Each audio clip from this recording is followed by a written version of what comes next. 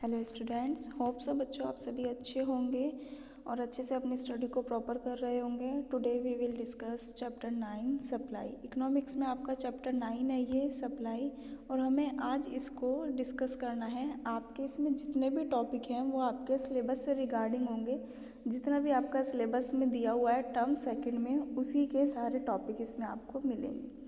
ठीक है, चलिए देखते हैं meaning of supply. Supply refer to quantity of a commodity a firm is willing and able to offer for sale at a given price during a given period of time. यानी कि supply क्या होती है? Supply refer करती है quantity of a commodity, एक वस्तु की मात्रा को, क्वांटिटी को, जो एक फर्म द्वारा एक निश्चित टाइम पीरियड के दौरान सेल करने के लिए प्रिपेयर की जाती है। ठीक है, sale at a given price during a given period of time. तो इसमें हमारे सप्लाई में अब कुछ एसेंशियल पॉइंट बताए गए हैं, कुछ एलिमेंट्स बताए गए हैं इसके। The definition of supply highlight for essentials elements. First आता है क्वांटिटी ऑफ ए कमोडिटी, यानी कि एक वस्तु की मात्रा, विलिंगनेस टू सेल, बेचने की इच्छा, प्राइस ऑफ द कमोडिटी, वस्तु की कीमत, पीरियड ऑफ टाइम यानी कि समय की अवधि।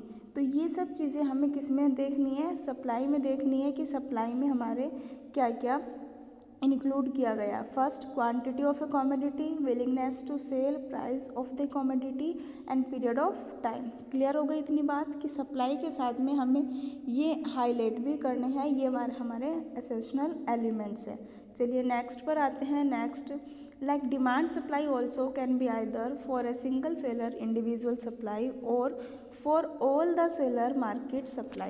यहाँ पर क्या है कि जो मांग की तरह से, like demand, as a demand की तरह से सप्लाई को भी एक सिंगल सेलर की तरह हो सकती है, या वो विक्रेताओं की तरह यानी कि सेलर की तरह मार्केट सप्लाई भी हो सकती है। तो यहाँ पर हमें डिमांड की तरह से, जैसे इंडिविजुअल डिमांड, मार्केट डिमांड होता है, लाइक एज ए डिमांड, ऐसे ही हम सप्लाई को भी कंपैरिजन कर सकते हैं। ठीक है, तो अब हमारा जो नेक्स्ट टॉपिक आता है, नेक्स्ट है हमारा इंडिविजुअल सप्लाई। देखो आपका जो सिलेबस है उसमें मार्केट सप्लाई है, लेकिन उससे पहले आपको इंडिविजुअल सप्लाई के बारे में भी पता होना चाहिए। Individual supply refer to quantity of a commodity that an individual firm is willing and able to offer for sale at a given price during a given period of time। कि जो हमारी व्यक्तिगत आपूर्ति होती है उसमें क्या कहा गया है कि रेफर करती है क्वांटिटी ऑफ ए कमोडिटी, एक वस्तु की मात्रा को जो एक इंडिविजुअल फर्म द्वारा तैयार की जाती है, एक टाइम पीरियड के अकॉर्डिंग, जो हमारा एक पर्टिकुलर टाइम पीरियड होगा कि हमें इंडिविजुअल कमोडिटी, इंडिविजुअल फर्म के द्वारा एक कमोडिटी को प्रिपेयर करना है एक टाइम पीरियड के थ्रू, कि हमें पास टाइम दे दे कि 1 मंथ का टाइम है, तो आपको 1 मंथ में ही उस चीज़ को प्रिपेयर करना होगा। ठीक है, किसको करना है? इंडिविजुअल फर्म को, कि एक अकेली फर्म तैयार करती है उस पूरी कमोडिटी को। क्लियर होगी बात। नेक्स्ट यहाँ पर आते हैं market supply. Market supply refer to quantity of a commodity that all the firms. देखो मार्केट सप्लाई की बात करते हैं तो मार्केट सप्लाई में हमारे यहाँ पर ऑल द फर्म्स आ जाएंगी, कि सारी जितनी भी फर्म्स होती हैं वो सब प्रिपेयर करती है एक निश्चित टाइम पीरियड पर, एक जितना भी ड्यूरिंग टाइम पीरियड दिया जाता है और जितनी भी हमें सेल करनी होती है। तो market supply refer quantity of a commodity that all the firms are willing and able to offers for sale at a given price during a given period of time। कि बाजार आपूर्ति एक वस्तु की मात्रा को हम इंक्लूड करते हैं, रेफर करती है, जिसे सारी फर्म्स एक निश्चित अवधि के दौरान एक निश्चित कीमत पर यानी कि एक निश्चित प्राइस पर सेल के लिए प्रिपेयर करती है। क्लियर हो गई इतनी बात।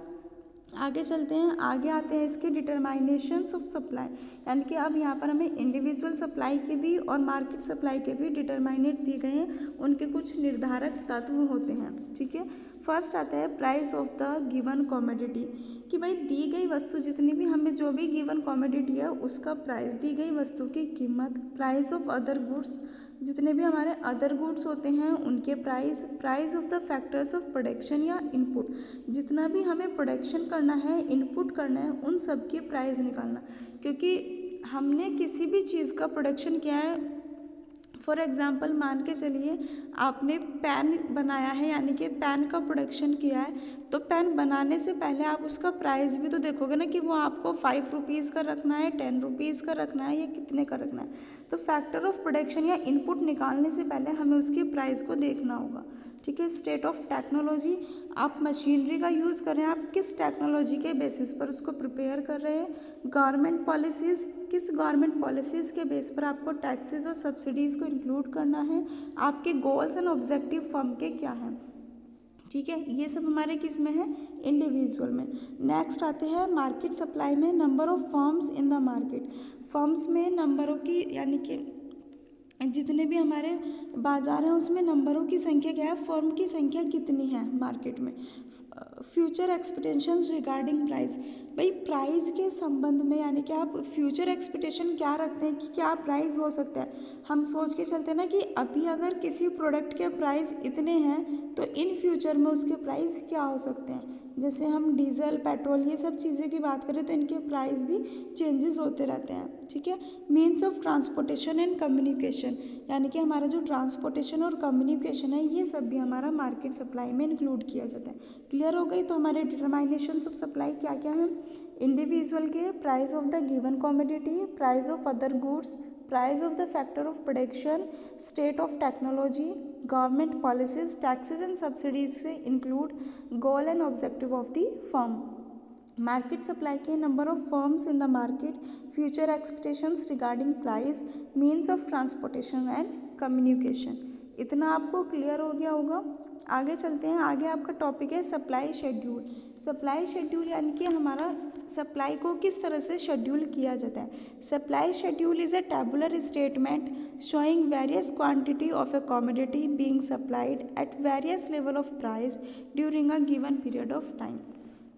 शेड्यूल का मतलब एक लिस्ट, एक अनुसूची तैयार करना, है ना। तो ये जो हमारा सप्लाई शेड्यूल है ये एक टेबुलर स्टेटमेंट है, जो हमने स्टैट में पढ़ा भी है कि एक टेबुलर स्टेटमेंट होता है ना। तो ये एक हमारा सारणीबद्ध है जिसको हम एक टेबल के थ्रू प्रिपेयर करते हैं। इसमें अब हमें क्या दिखाना होता है, tabular statement showing various quantity of a commodity. एक निश्चित टाइम पीरियड के दौरान जो हमारा प्राइस लेवल है वो प्राइस लेवल एक टाइम पीरियड में किस तरह से अप एंड डाउन किया जाता है। ठीक है। तो आपूर्ति अनुसूची एक सारणीबद्ध विवरण है जो एक निश्चित अवधि के दौरान, एक निश्चित टाइम पीरियड के दौरान प्राइस के लेवल में की जाती है ना, कि हमारा प्राइस चेंजेस भी हो सकते हैं टाइम पीरियड के अकॉर्डिंग। ठीक है। तो ये हमारा किस में आएगा, सप्लाई शेड्यूल में आएगा। फिर से वही कि सप्लाई शेड्यूल हमारे 2 टाइप्स के होते हैं, इंडिविजुअल सप्लाई और मार्केट सप्लाई शेड्यूल। अब इंडिविजुअल सप्लाई शेड्यूल में, individual supply schedule refer to a tabular statement. Tabular statement है, आपको यहाँ पर पिक्चर दिखाई दे रही होगी, एक टेबल बनाई हुई है showing various quantity of a commodity that a producer is willing to sell at a various level of price during a given period of time. कि हमारे जो इंडिविजुअल सप्लाई शेड्यूल है वो एक पर्टिकुलर टेबुलर स्टेटमेंट होता है और एक वस्तु की विभिन्न मात्रा को दर्शाती है ना। अलग अलग क्वांटिटी, अलग अलग प्राइस लेवल पर वो चेंजेस होती रहती है। तो यहाँ पर हम देखते हैं कि हमारा जो प्राइस लेवल है वो बेचने के लिए हमें किस तरह से चेंजेस किया जाता है। जैसे यहाँ पर मैंने एक टेबल बनाई हुई है, उस टेबल में प्राइस 1 है तो हमारी क्वांटिटी सप्लाई शेड्यूल गुड्स की कितनी है, 5, 2 पर 10, 3 पर 15, 4 पर 20 और 5 पर 25। तो यहाँ पर हमारा प्राइस लेवल चेंज होने के साथ साथ हमारा क्वांटिटी सप्लाई शेड्यूल भी चेंज हो गया। क्लियर हो गई बात।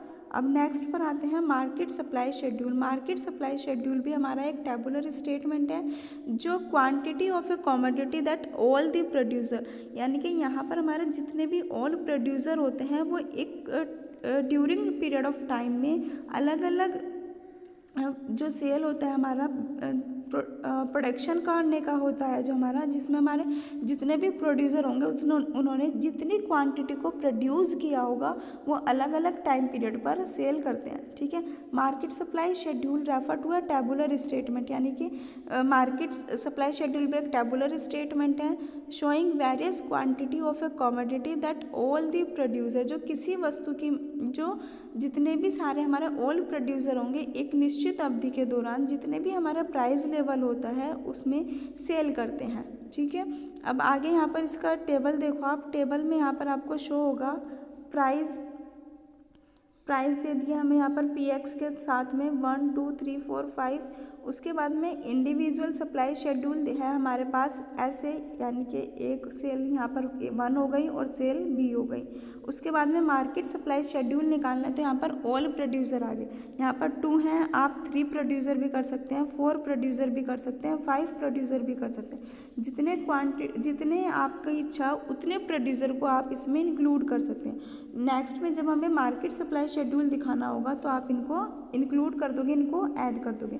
जैसे SB हो गया, 5 + 10 हो गया 15, 10 + 20 30, 15 + 25 40, 20 + 35 55 और 25 + 40 65। तो हमने इंडिविजुअल सप्लाई को ऐड कर दिया, वो हमारा क्या निकल के आ गया, मार्केट सप्लाई शेड्यूल निकल के आ गया। तो इस तरह से हम इंडिविजुअल के साथ में मार्केट सप्लाई को ऐड करते हैं क्योंकि इसमें हमारे ऑल प्रोड्यूसर इंक्लूड किए जाएंगे। सो ये आपका सप्लाई का पार्ट 1 है जिसमें आपके कुछ टॉपिक इंक्लूड किए गए हैं, जिसमें मीनिंग ऑफ सप्लाई आ गया, डिटरमाइनेशन आ गया, इंडिविजुअल सप्लाई, मार्केट सप्लाई आ गया, सप्लाई शेड्यूल और individual supply schedule and market supply schedule. ठीक है, इससे आगे का आपको नेक्स्ट वीडियो में मिलेगा और आपको ये सभी टॉपिक बहुत अच्छे से ध्यान से सुनने हैं, समझने हैं, अपने नोट्स को अपनी नोटबुक पर लिखना है और चैप्टर को अच्छे से रीड करना है। ठीक है, thank you, have a good day.